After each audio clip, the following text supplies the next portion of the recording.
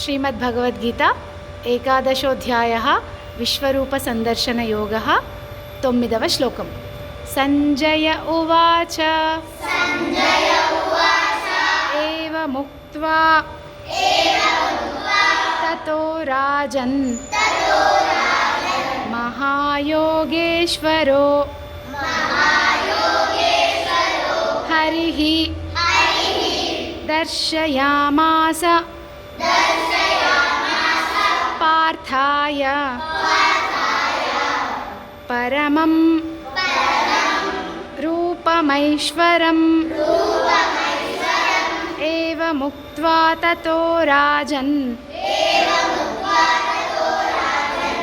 महायोगेश्वरो हरिः दर्शयामास पार्थाय परमं रूपमैश्वरम् एवमुक्त्वा ततो राजन् महायोगेश्वरो हरिः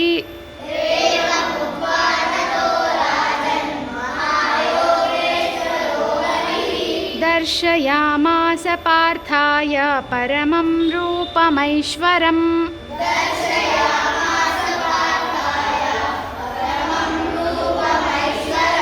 एवमुक्त्वा ततो राजन् महायोगेश्वरो हरिः दर्शयामास पार्थाय परमं रूपमैश्वरम्।